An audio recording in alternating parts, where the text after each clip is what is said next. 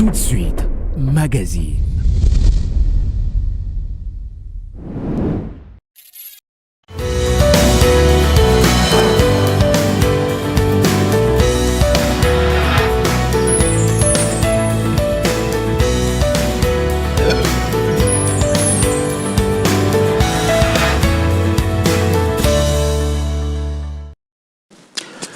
Mesdames et messieurs, chers amis chrétiens, bienvenue encore une fois dans cette émission Dimanche matin.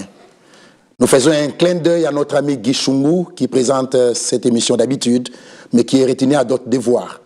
Après un petit temps mort suite à de raisons techniques, votre émission de chaque dimanche matin revient. Et là, ce matin, nous avons l'immense plaisir, l'honneur de recevoir un invité, le frère Sam Kitoko, que je salue déjà. Bonjour frère Sam. Bonjour mon frère Nazaire. Et bienvenue parmi nous. Merci beaucoup. Et pour peut-être des précisions, le frère Sam Kitoko, il est le responsable de l'assemblée du tabernacle chrétien de Delvaux, situé sur l'avenue Pompe numéro 23. Voilà, avenue Pompe numéro 23. Et qu'il se tienne quel jour, s'il vous plaît? Chaque lundi, mercredi, vendredi de 16h30 à 18h30 et le dimanche matin de 7h30 à 11h30. Voilà, c'est clair. Vous avez l'adresse, vous avez le programme. L'ossature de l'émission, vous la connaissez déjà. Et spécialement pour ce matin, nous allons vous proposer un petit cantique qui vous fera certainement plaisir. Nous basculerons directement vers la pensée du jour. Et puis après cela, il y aura la thématique. Cette thématique, au cours de pour cette thématique, nous allons laisser la parole à notre frère Sam, avec qui nous allons échanger sur les thèmes qui vous sera proposé et que vous allez certainement découvrir tout à l'heure. Mais d'abord, nous vous avons réservé un très beau cadeau, ces cantiques, s'il vous plaît.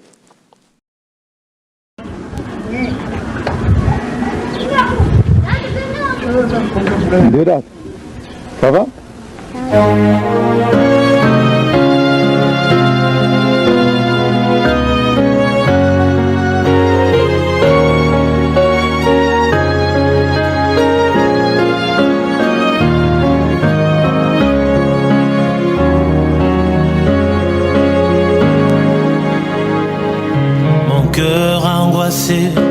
Soleil sévère de Dieu, dans la fosse où mes péchés m'avaient plongé.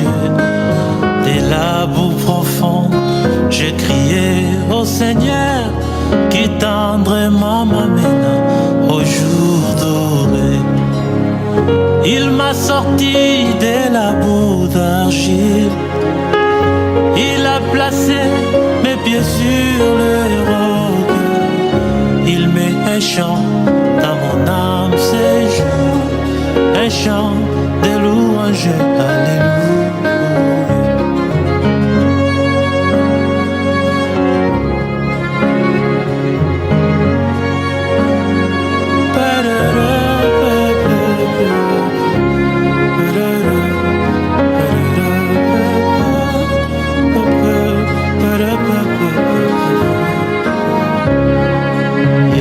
Placé près de lui, sur les rochers, mes pas sont affermis, j'y demeurerai. Aucun risque de tomber, tant que j'y reste, jusqu'au couronnement j'y tiendrai par sa grâce. Il m'a sorti de la boue d'argile, il a placé mes pieds sur le roc. Il met un chant dans mon âme séjour, un chant de louange, alléluia. Il m'a donné un nouveau chant de louange, dont je chanterai les douces notes nuit et jour. Mon cœur débordant, je suis libre et reine, je loue mon Rédempteur qui m'a secouru. Il m'a sorti de la boue d'argile, il a placé mes pieds sur le roc. Il met un chant dans mon âme séjour, un chant de louange, alléluia. Il m'a sorti de la boue d'argile, il a placé mes pieds sur le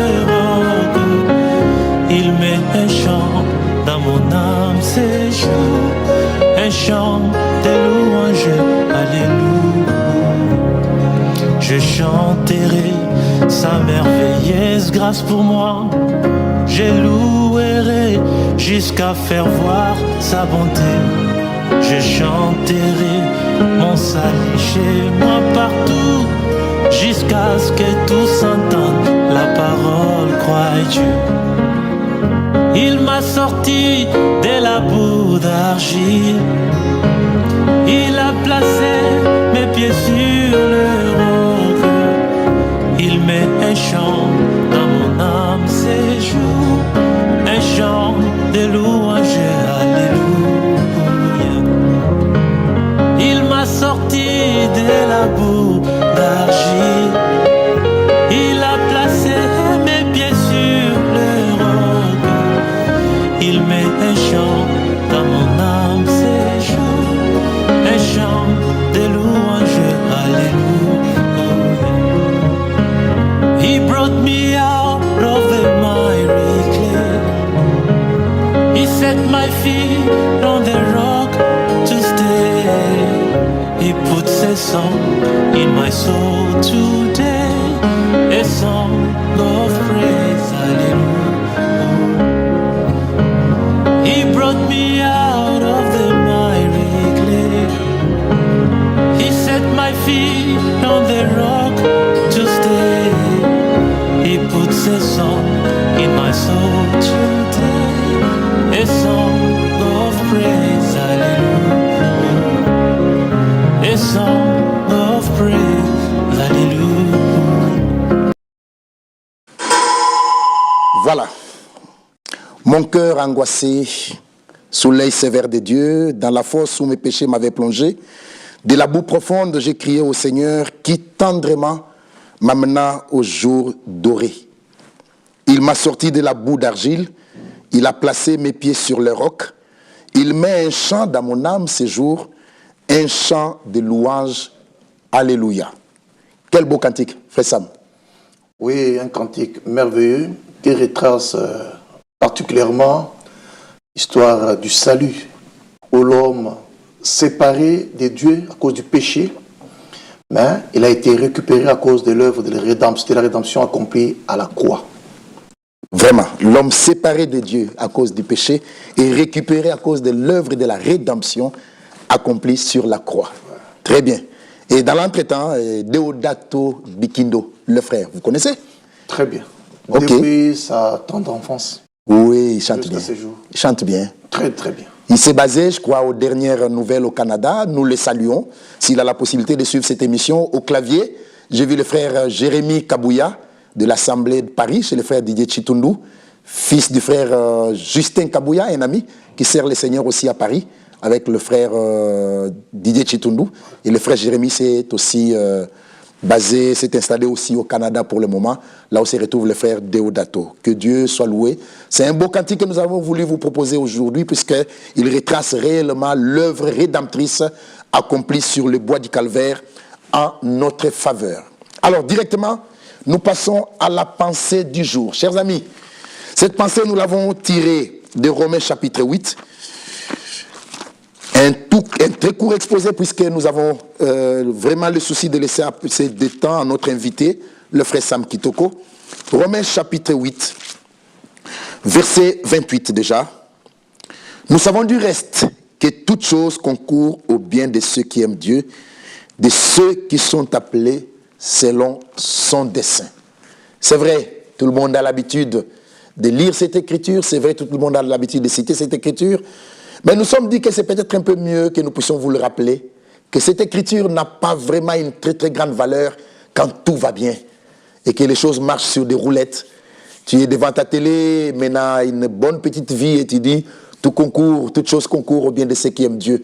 Je pense que c'est quand les choses se compliquent et que les choses vont dans un sens dans lequel tu ne les attendais pas, c'est en ces moments-là que tu peux réellement dire toute chose concourt au bien de ceux qui aiment Dieu. Alors frère Sam, est-ce que les épreuves sont nécessairement une sanction de Dieu? Non, les épreuves ne sont pas une sanction. Par contre, les épreuves sont une bénédiction parce qu'elles permettent aux croyants d'élever son niveau de la foi. Et la Bible dit que non, nous devons regarder comme un sujet de joie complète les diverses épreuves auxquelles vont être exposés. C'est dans Jacques chapitre 1er. Donc, Dieu éprouve son fils ou sa fille afin d'élever son niveau de foi. Mais le diable tente pour faire tomber. Donc, quand une épreuve arrive, un croyant ne doit pas trouver ça comme étant une sanction de Dieu.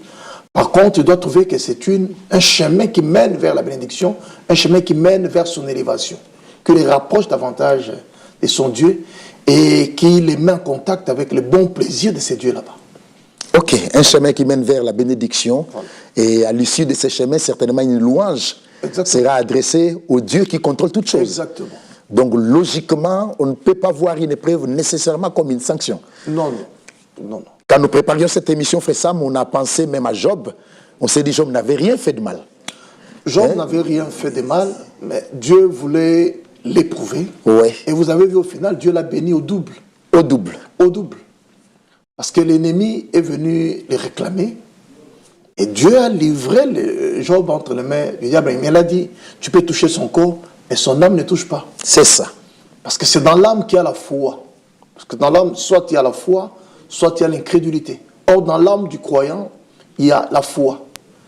Et quiconque croit, il expérimente toutes les bénédictions rédemptrices de Dieu. Job était un croyant. Le diable, quand Dieu l'a livré entre les mains du diable, le diable a attaqué son corps, il a attaqué ses biens, il a attaqué ses enfants. Mais comme Job est resté fidèle en tant que croyant à Dieu et à sa parole, finalement, Dieu l'a élevé. Dieu l'a béni et Dieu lui a restitué tout ce qu'il avait au double. Même ses enfants qu'il avait perdus, Dieu les lui a restitués. C'est-à-dire qu'auprès de Dieu, quand vous croyez, vous tenez ferme à la parole de Dieu, après l'épreuve, vous allez expérimenter la bénédiction et de votre bouche jaillira une louange à ces dieux-là. Une louange à ces dieux-là, c'est vrai. Puisque même à la fin de la vie de Job, comme l'a dit le frère Sam tout à l'heure, on a vu comment il a été rétabli au double. Dieu lui a restitué le double de tout ce qu'il avait perdu. Et à la fin, tout le monde devait se taire. Tout le monde devait se taire, même ses anciens amis, même sa femme, qui l'incitait à maudire Dieu et mourir. Vous remarquerez que Job n'a pas frappé sa femme. Job ne l'a pas insulté non plus, mais il lui a dit que tu parles comme une femme insensée. Comme une femme insensée. Il n'a pas dit à sa femme que tu es insensé comme beaucoup d'hommes peuvent le faire aujourd'hui. Mais Job a dit à sa femme, tu parles comme une femme insensée. Voilà. C'est-à-dire, en réalité, une femme qui connaît Dieu ne peut pas pousser ou inciter son mari à insulter Dieu ou à maudire Dieu et mourir. Vous voyez? Parce qu'en réalité, auprès de Dieu, il n'y a pas d'injustice. Tout ce que Dieu fait est bon. Et comme l'écriture de base, la pensée du jour l'a dit, toute chose, là, il y a une traduction qui dit, toutes choses travaillent ensemble pour le bien de ceux qui aiment Dieu. C'est-à-dire, même quand la maladie vient, même quand les épreuves arrivent, des complications, ainsi de suite, mais toutes ces choses là-bas, aussi longtemps que vous restez ferme à la parole de Dieu, dans la foi, Dieu finira toujours par manifester sa grande victoire. Voilà. Et ceci valide alors l'écriture, la parole de l'un des prophètes qui dit, n'est-ce pas de la part du Très-Haut que viennent les maux et les biens. Voilà. C'est dans Lamentation. Dans Lamentation, de la part du Très-Haut que viennent les maux et les biens. Voilà donc la pensée de ce jour. Toutes choses travaillent pour le bien, ensemble, pour le bien de ceux qui aiment Dieu, de ceux qui ont été appelés selon son dessein. Nous passons à une deuxième étape, la question après ceci.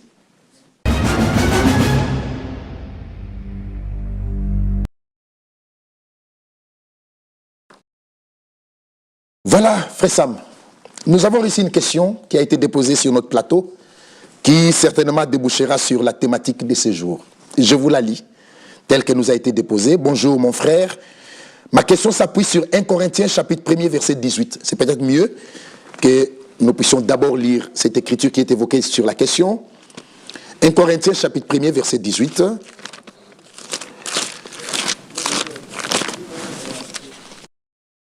Alors, 1 Corinthiens chapitre 1er verset 18. Car la prédication de la croix est une folie pour ceux qui périssent, mais pour nous tous, mais pour nous qui sommes sauvés, elle est une puissance de Dieu. Voilà l'écriture qui est évoquée. car la prédication de la croix est une folie pour ceux qui périssent, mais pour nous qui sommes sauvés, elle est une puissance de Dieu. Alors la question a 3 volets, frère Sam. En quoi consiste cette prédication, la prédication de la croix? Quel est son contenu? Et en quoi est-elle une puissance pour ceux qui sont sauvés? La question vous est posée. En quoi consiste cette prédication? Cette prédication consiste à montrer aux gens celui qui a accompli le salut. Elle consiste à montrer aux gens celui qui a accompli la rédemption, celui qui a accompli la guérison, celui qui a accompli la délivrance de l'humanité. En réalité, le péché ou la chute de l'homme dans le péché a plongé l'humanité dans le chaos. Elle a plongé l'humanité, elle était la source même, le péché a été la source de la maladie, le péché a été la source de la mort, le péché a été la source de tous les problèmes que l'humanité connaît aujourd'hui. Donc aujourd'hui, si nous connaissons la mort, si nous connaissons la maladie, si nous connaissons les différents liens qui nous lient aux choses du monde, et ainsi de suite, c'est à cause du péché. Et le jour où la chute a eu lieu, dans Genèse chapitre 3, le Seigneur est descendu et il a annoncé la solution de ces problèmes-là du péché. Il a dit, la sémence de la femme écrasera la tête du serpent. C'est ça. Il a dit dans Genèse chapitre 3, il dit à la femme, j'augmenterai la souffrance de tes grossesses, tu enfanteras avec douleur, ton désir se portera vers ton mari et lui dominera sur toi. Et il dit au serpent, il dit que la sémence de la femme t'écrasera la tête et toi tu lui blesseras les talons. C'était la toute première promesse biblique en rapport avec la venue du Rédempteur. C'est que le jour même où la chute a eu lieu, Dieu a annoncé celui qui viendra résoudre ces problèmes de la chute. Le jour même. Oui, le jour même. Il a annoncé la venue de celui qui viendra résoudre ces problèmes causés par la chute de l'homme dans les péchés. Et celui qui devait venir résoudre là, c'est Christ. Et il devait venir résoudre ça où? À la croix. Ces jours-là sur le calvaire. C'est pourquoi, le jour où il est arrivé, il a accompli le calvaire, il a dit, c'est accompli. Qu'est-ce qu'il a accompli? Il a accompli le salut des hommes. Il a accompli la délivrance des hommes, de toute l'humanité. Il a accompli la guérison de l'humanité. Et par cet acte-là de la croix, ou par cette œuvre de Golgotha, le Seigneur a réconcilié l'humanité séparée de Dieu à cause du péché, ou à cause de la chute de l'homme dans le péché. Donc, en résumé, la croix a rapporté à l'homme ce qu'il avait perdu en Éden. Qu'est-ce que l'homme avait perdu en Éden? L'homme avait perdu la communion avec Dieu. L'homme avait perdu l'héritage que Dieu lui avait donné. Et l'homme avait perdu la vie. Il avait perdu le droit à la vie. Parce qu'à cause du péché, l'homme mourait. Et pourtant, Dieu n'a pas créé l'homme pour qu'il meure. La Bible dit, Dieu a créé les hommes droits, mais ils ont cherché beaucoup de détours. Dieu a créé l'homme, il l'a placé en Éden, un lieu de délices, pour que cet homme-là vive en paix, en harmonie, pour qu'il vive avec Dieu éternellement. Mais l'homme, en cherchant beaucoup de détours, il est tombé dans le péché, entraîné par sa femme. Et le Seigneur est venu à la croix pour restituer à l'homme tout ce qu'il avait perdu en Éden. L'homme, en chutant dans le péché, il n'avait plus communion avec Dieu. C'est pourquoi, à partir de la chute, le jour même où la chute a eu lieu là-bas, Dieu a annoncé la venue du Rédempteur. Et tout au long de l'ancienne alliance, Dieu posait des actes qui montraient ce qu'il fera. Vous verrez par exemple avec le sacrifice d'Abel, le sacrifice d'Abraham, quand il a amené Isaac, et tous les sacrifices de l'ancienne alliance là-bas annonçaient ce que le Seigneur allait faire à la croix. Maintenant, cette prédication de la croix met le croyant en contact avec ce que le Seigneur a accompli en faveur du croyant. C'est que quiconque croit à ce qui fut accompli à la croix, il a accès à toutes les bénédictions rédemptrices. C'est qu'il a accès au salut, il a accès à la guérison, il a accès à la délivrance et il participe à la nouvelle alliance. Il a accès à la grande victoire ou au triomphe apporté par la croix. Voilà en résumé. Merci beaucoup, très édifiant, très édifiant. Il a accès à tout ce qui accompagne la bénédiction rédemptrice à cause de l'œuvre parfaitement accomplie sur le bois du calvaire. Ouais. Et là-dessus, quand vous parliez, j'ai pensé directement au pardon, puisqu'il y a eu réconciliation de toute l'humanité perdue à cause de ce qui s'est passé en Éden. Il est donc mieux, première chose, pour mieux comprendre ce qui s'est passé à Golgotha, comprendre clairement ce qui s'est passé en Éden. Il n'y a pas de problème. Je vais vous l'expliquer. Je crois que je l'ai survolé un peu. Oui. En Éden, qu'est-ce qui s'est passé? Dieu communiait avec l'homme et la femme, bien sûr, parce que Dieu avait créé et formé l'homme. Et dans cet homme-là, il y avait l'esprit masculin et le féminin à la fois. Et Dieu est venu endormir cet homme là-bas. Il a tiré une côte de laquelle il a formé la femme. Vous remarquerez que quand Dieu a formé l'homme, Dieu avait pris la poussière de la terre. Mais Dieu, en formant la femme, Dieu n'a pas pris une autre poussière de la terre. Mais il a pris seulement la côte.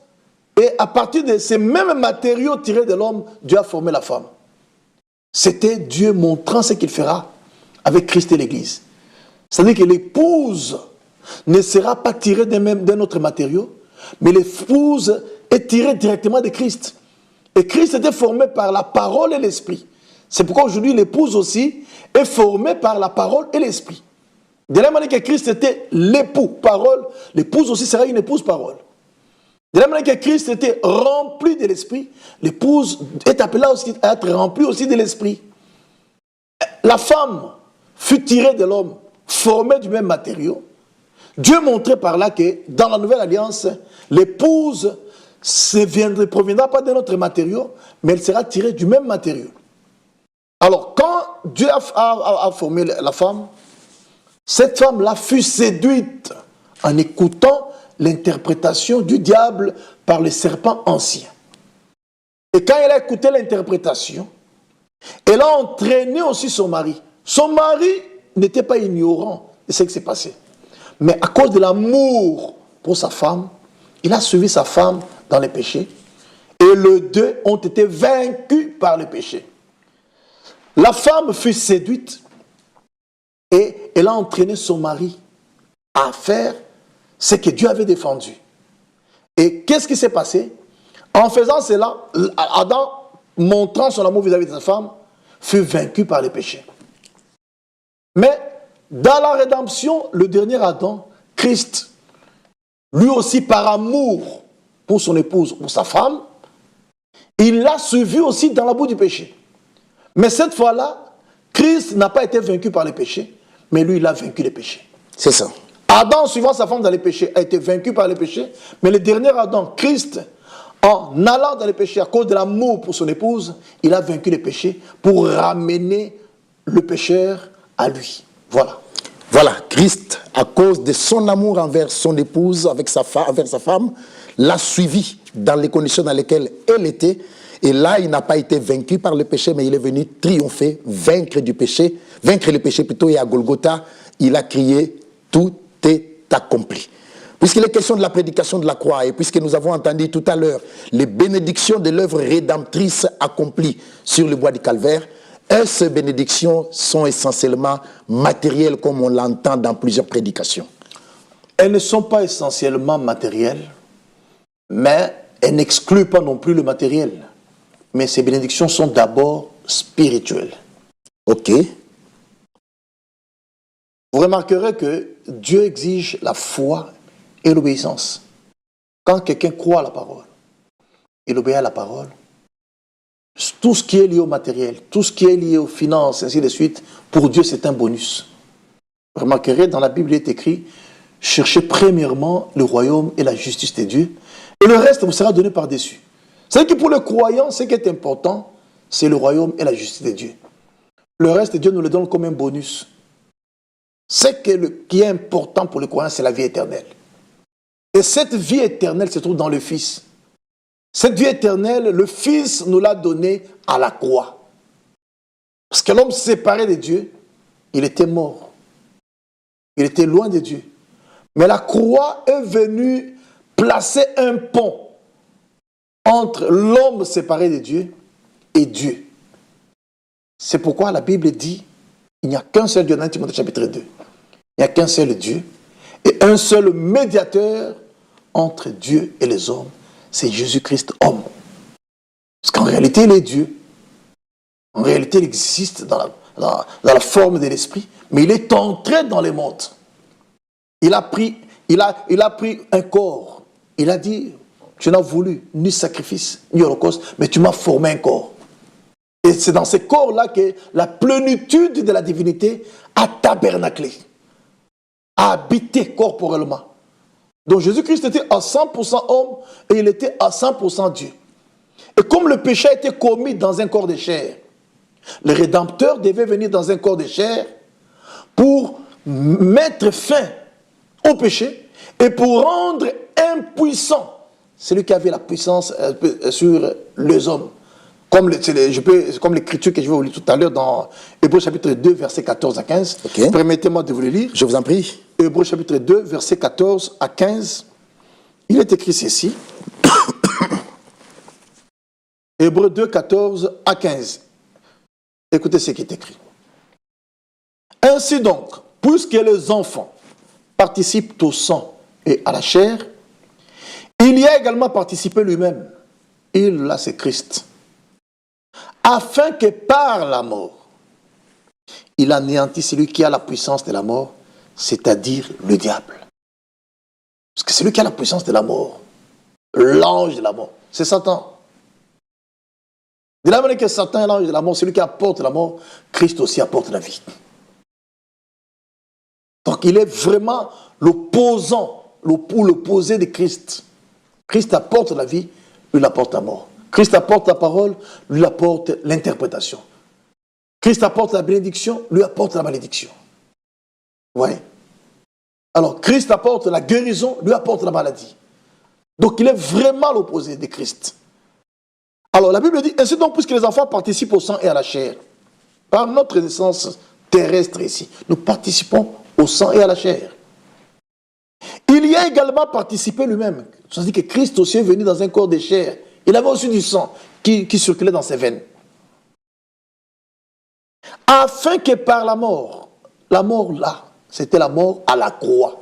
Ouais. Il anéantit celui qui a la puissance de la mort. Donc, Christ devait goûter à la mort pour vaincre la mort et anéantir le diable qui a la puissance sur la mort. Donc la mort de Christ était salutaire pour les croyants. Et en mourant, il est allé délivrer tous ceux qui étaient morts, mais qui ont espéré en lui. C'est-à-dire le diable. Et qu'il délivra tous ceux qui, par crainte de la mort, étaient toute leur vie retenus dans la servitude.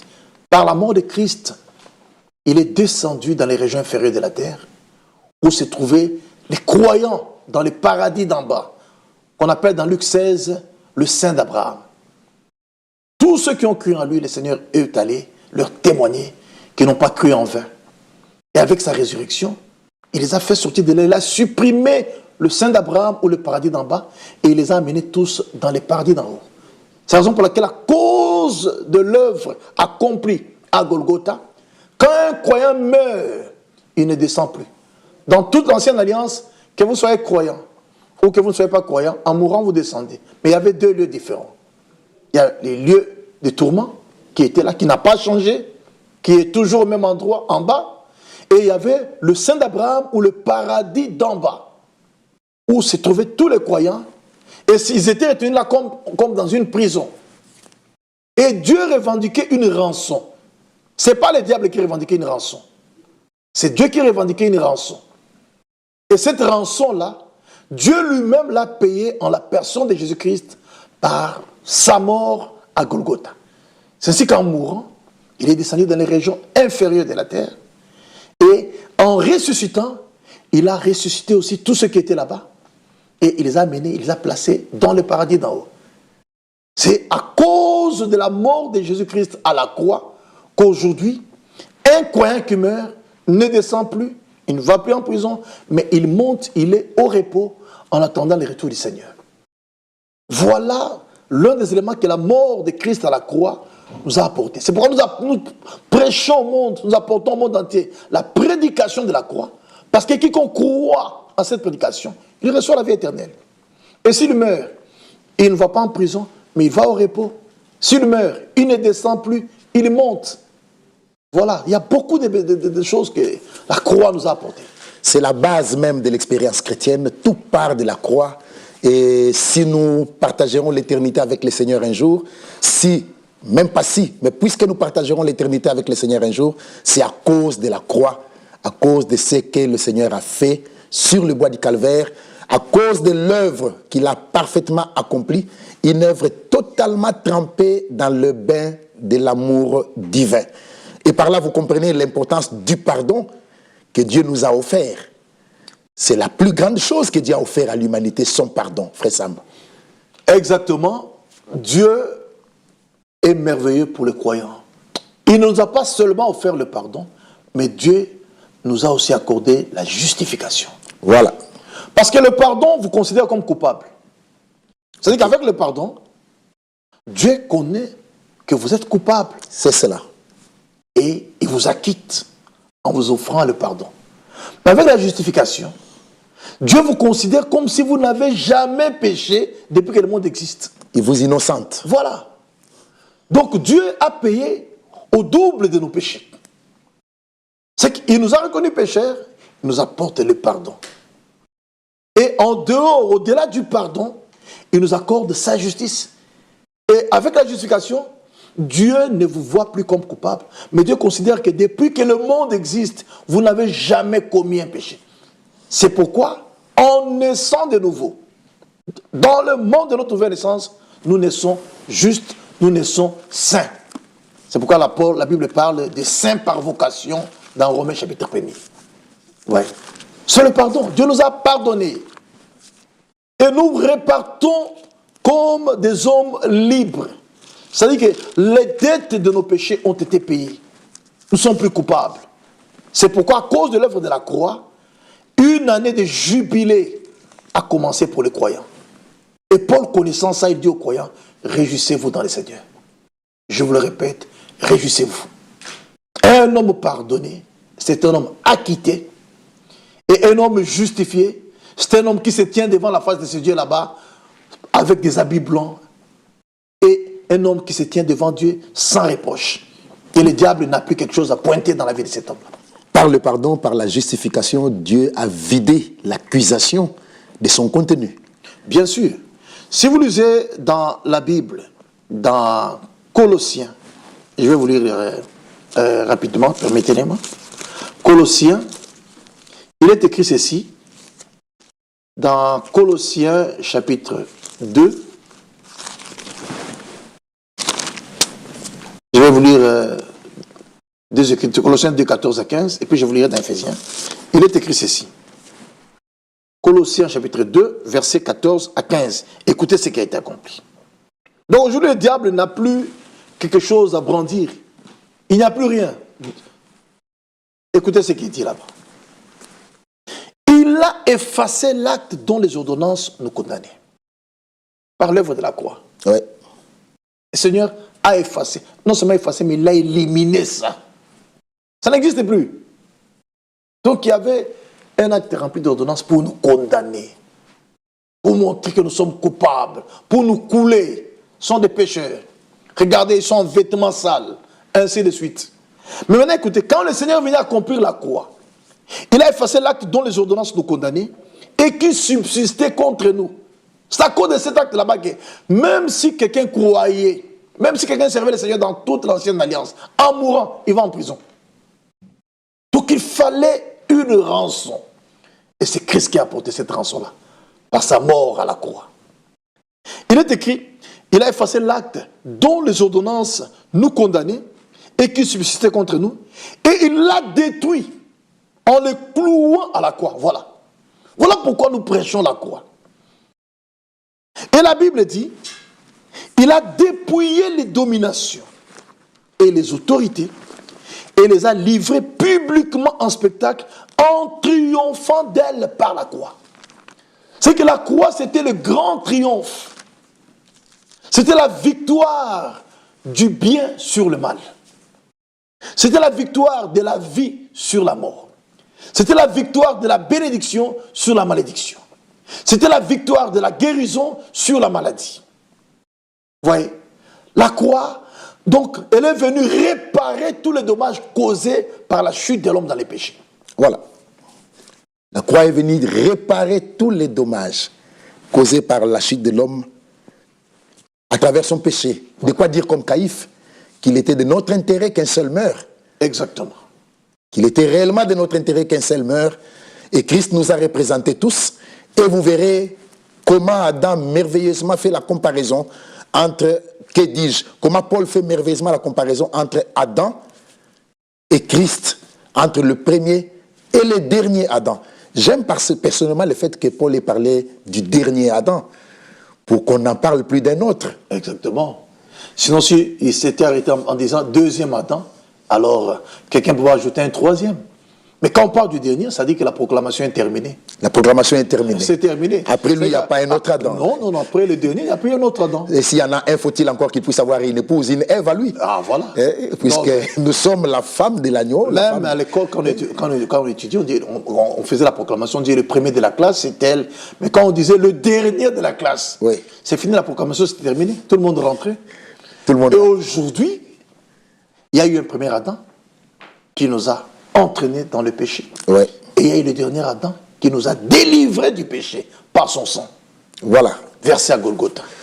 Alors, permettez-moi, je voulais lire cette écriture que j'ai annoncée tout à l'heure. Je vous en prie. Dans Éphésiens chapitre 2, versets 12 à 16. Afin que tout le monde comprenne ce que la croix nous a apporté. Souvenez-vous que vous étiez en ce temps-là sans Christ.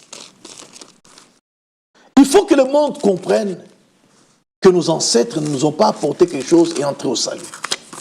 Parce que malgré qu'on est né de nos parents, descendus de nos ancêtres, mais nous étions sans Christ, privés du droit de cité en Israël, étrangers aux alliances de la promesse, sans espérance et sans Dieu dans le monde. Tout ce qu'on vient de citer là qu'on n'avait pas, Christ nous a donné ça. C'est qu'aujourd'hui en Christ, nous avons le Messie en nous. Nous avons le droit de citer en Israël, puisque dans les milléniums, la nouvelle Jérusalem planera au-dessus de la Jérusalem terrestre. Et le règne sera énoncé à partir de là. Toute la terre entière sera soumise au roi des Juifs, Jésus-Christ. Quoique les Juifs ne l'ont pas cru quand Pilate a mis cette inscription là-bas, mais ça finira par s'accomplir. Ouais. Alors, il est écrit ceci, étranger aux alliances de la promesse. Oui.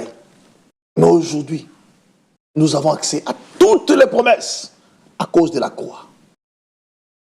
Sans espérance et sans Dieu dans le monde. Mais aujourd'hui, en Christ, nous avons une espérance vivante. Oui. Un croyant meurt avec espérance. Il meurt dans l'expectative. C'est qu'il sait que même en mourant aujourd'hui, je vais ressusciter. Et nous étions sans Dieu dans le monde. Aujourd'hui, nous sommes en contact avec le seul vrai Dieu, le Dieu d'Abraham, d'Isaac et de Jacob. Celui que les patriarches ont appelé Dieu. C'est le même que nous appelons Dieu aujourd'hui en Jésus-Christ. Et tout ceci, c'est la croix qui nous a donné accès à cela. Il est écrit, mais maintenant en Jésus-Christ, vous qui étiez jadis éloignés, vous avez été rapprochés par le sang de Christ. Où est-ce que le sang de Christ a coulé? C'est ces jours-là sur le calvaire. C'était à la croix. Voilà pourquoi nous prêchons la croix. Puisque c'est là que le sang innocent, le sang qui purifie, qui nous purifie de tout péché, a coulé. C'était à la croix.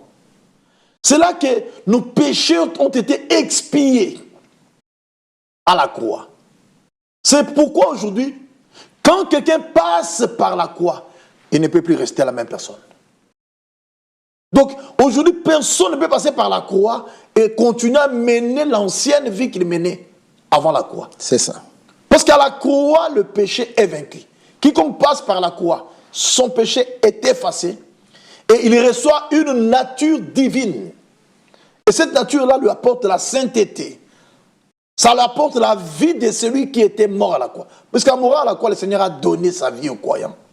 Un croyant qui est mis en contact avec la croix par la prédication de la croix, le péché est vaincu. Le péché est annulé. Il disparaît et cet homme-là marche en nouveauté de vie. Et il peut regarder, il dit, autrefois, j'étais un pécheur, mais maintenant, je suis un saint, je suis un juste. C'est à cause de l'application de la croix. C'est pourquoi il a dit, maintenant, Jésus-Christ, vous qui étiez jadis éloigné, vous avez été rapprochés par le sang de Christ. Car il est notre épée. Voilà encore quelque chose que la croix nous a apporté. La croix nous a apporté la paix. Le péché a amené les troubles. Le péché a amené la séparation de l'homme avec Dieu. Mais quand quelqu'un croit à l'œuvre de la croix, il reçoit la paix avec Dieu. Cet homme-là peut sentir maintenant que je suis en ordre avec ces dieux là-bas. Parce que le péché a apporté les désordres. Et toute autre histoire. Maintenant écoutez, car il est notre épée, lui qui des deux n'en a fait qu'un. Vous savez que les croyants et les juifs ne veulent même pas manger ensemble. Ils ne veulent pas s'asseoir ensemble. Il n'y avait pas de communion. Mais à cause de la croix, je peux saluer un juif et l'appeler mon frère. Je peux saluer Paul, je peux saluer Pierre et je les appelle mon frère. J'entrerai dans le même ciel qu'eux. Vous voyez? À cause de la croix, Abraham est devenu notre père dans la foi. Nous sommes le fils d'Abraham aujourd'hui à cause de l'œuvre de la croix. Humainement parlant, nous n'avons pas de lien avec Abraham. Mais aujourd'hui, nous avons la fierté de parler d'Abraham et de nous reconnaître en Abraham. Qu'est-ce qui a fait qu'aujourd'hui, nous puissions nous appeler fièrement fils et filles d'Abraham? C'est la croix. Ouais. C'est pourquoi la Bible dit là-bas, car il est notre épée, lui qui de Dieu n'en a fait qu'un et qui a renversé les murs de séparation. C'est que la croix a fait qu'aujourd'hui, les païens et les juifs forment un même corps en Jésus-Christ. Vous trouvez les corps de Christ formés des juifs et des païens à la fois. Un seul corps. Ce n'était pas possible. Mais c'est possible à cause de la croix. C'est pourquoi nous prêchons au monde la croix, puisque la croix a apporté la réconciliation de l'homme avec Dieu et la réconciliation de l'homme avec les hommes. C'est-à-dire aujourd'hui, nous formons un seul corps avec les Juifs. Et pourtant, il y avait l'inimitié avant. Je vais vous le dire tout à l'heure. Écoutez. Ayant dit par sa chair la loi des ordonnances dans ses prescriptions, afin de créer en lui-même, avec les deux, un seul homme nouveau en établissant la paix. C'est-à-dire qu'aujourd'hui, même pour naître de nouveau, il faut croire à la prédication de la croix. Que ce soit un juif, que ce soit nous les païens, nous naissons de nouveau, de la même manière. C'est pourquoi Jude l'a dit. Jude parle de notre salut commun. Oui. C'est-à-dire que nous sommes sauvés exactement comme Paul, comme Pierre, comme Jude. Et comment est-ce qu'ils ont été sauvés? C'est en croyant au crucifié. En croyant en Jésus-Christ crucifié. Et aujourd'hui, comment nous sommes sauvés? C'est en croyant en Jésus-Christ crucifié. Même après l'enlèvement, tout Israël sera sauvé parce qu'ils tourneront les regards vers lui. C'est lui qu'ils ont percé. Où est-ce qu'il fut percé? C'est à la croix. Donc ils bénéficieront des résultats de la même croix. Exactement. C'est pourquoi aujourd'hui, même ceux qui ont vécu dans l'Ancien Testament, ils regardaient à ça. Ils attendaient que le Sauveur vienne accomplir la dans l'espérance. Oui, à Golgotha. Nous qui vivons aujourd'hui, nous tournons aussi le regard vers la croix. Même après l'enlèvement de l'église épouse, Israël qui sera sauvé, ils tourneront le regard à la croix. Donc la croix est le centre, le cœur de l'histoire du salut. Quiconque néglige la croix aujourd'hui, ses péchés sont toujours sur lui. Et s'il meurt dans cet état là-bas, il va en enfer. Alors, allez-y, terminez la pensée. Et de les réconcilier l'un et l'autre en un seul corps avec Dieu par la croix, vous avez vu? Oui. En détruisant par elle l'inimitié. Le péché a amené l'inimitié. Aujourd'hui, si vous trouvez quelqu'un qui a encore la haine dans son cœur, c'est la preuve qu'il n'est pas sauvé. C'est la preuve qu'il n'est pas passé à la croix. Non. Parce que s'il passe par la croix détruit l'inimitié. Il n'y aura plus de haine, il y aura l'amour. Parce que l'acte qui fut accompli à la croix là-bas, c'était la preuve, le résultat de l'amour divin. Jean 3,16 dit clairement Car Dieu a tellement aimé le monde qu'il a donné son Fils unique, afin que quiconque croit en lui ne périsse point, mais qu'il ait la vie éternelle. Vous voyez? Donc quiconque passe par la croix, il reçoit la vie éternelle. Quiconque passe par la croix, l'inimitié disparaît. L'amour divin se manifeste dans sa vie. Au verset 17, il dit, il est venu annoncer la paix à vous qui étiez loin, et la paix à ceux qui étaient près. Car par lui, nous avons les uns et les autres accès auprès du Père dans un même esprit. Voilà. Par lui, nous avons les uns et les autres accès auprès du Père dans un même esprit. Voilà, nous chutons dans le cadre de cette émission. Nous vous rappelons cette belle écriture qui a fait l'objet de la question tout à l'heure. C'est 1 Corinthiens chapitre 1er verset 18. Car la prédication de la croix est une folie pour ceux qui périssent, mais pour nous qui sommes sauvés, elle est une puissance de Dieu. Et nous avions cet immense privilège de recevoir, dans le cadre de cette émission dimanche matin, notre frère Sam Kitoko du Tabernacle chrétien d'Edelvaux. Frère Sam, un dernier mot, un appel d'amour à ceux qui n'ont pas encore expérimenté cette croix. Les chrétiens vous suivent, si vous pouvez leur parler. Je vous lis une écriture pour chuter comme mon frère Nazaire l'a dit. C'est Galates 6,14. Il est écrit ceci, pour ce qui me concerne. Loin de moi la pensée de me glorifier d'autre chose que de la croix de notre Seigneur Jésus-Christ, par qui le monde est crucifié pour moi, comme je le suis pour le monde. La croix a détruit même le tribalisme. La croix a détruit même les différentes choses qui nous séparaient les uns des autres. Et aujourd'hui, quiconque expérimente cette œuvre là-bas, accomplie à la croix, les choses du monde meurent. Il ne peut plus vivre selon le goût du monde. Il vivra selon le goût ou selon la vie de celui qui l'a racheté. Un homme qui est passé par la croix ne vit plus de sa propre vie, mais il vit de la vie de celui qui est mort et ressuscité pour lui. Et quand cette vie-là entre dans la vie d'un homme, la nature de cet homme-là sera la sainteté. Sa vie criera Saint, Saint, Saint est le Seigneur. Vous tous que nous suivez ici, comprenez une fois pour toutes que le salut de l'humanité a été accompli par Jésus-Christ à Golgotha. Mais quand il a accompli cela, physiquement nous n'étions pas là. Physiquement nous n'étions pas là. Dans sa pensée nous étions là. Mais physiquement nous n'étions pas là. Et la seule chose qui met en contact les croyants avec ce qui fut accompli à la croix, c'est la prédication de la croix. C'est pourquoi Marc 16, verset 15 à 16 dit, allez, prêchez la bonne nouvelle à toute la création. Celui qui croira et qui sera baptisé sera sauvé. Celui qui ne croira pas sera condamné. Le salut est un acquis. Dieu l'a déjà accompli. Mais celui qui l'expérimente, c'est seulement les croyants. Alors je vous invite, au nom du Seigneur Jésus-Christ, à croire en Jésus-Christ crucifié, afin que vous puissiez être participants de la nature divine et vous puissiez avoir part à toutes les bénédictions rédemptrices. Voilà. Voilà. Comme disait Paul, nous vous en supplions au nom de Christ, soyez réconciliés avec Dieu. Nous remercions notre frère Sam qui était avec nous et nous vous remercions pour l'attention que vous avez accordée à cette émission. Laissez-nous vous souhaiter un très bon dimanche et un très bon culte. Que la paix du Seigneur soit avec vous. Et certainement, nous aurons encore notre frère Sam pour d'autres émissions et d'autres thématiques qui seront suscitées par des questions que vous aurez à poser et des réponses bibliques seront certainement accordées, comme ça a été le cas aujourd'hui, des paroles édifiantes sur la prédication de la croix. Que la grâce du Seigneur soit avec vous tous. Au nom de Jésus-Christ, Amen. Bon dimanche chez vous et à la prochaine.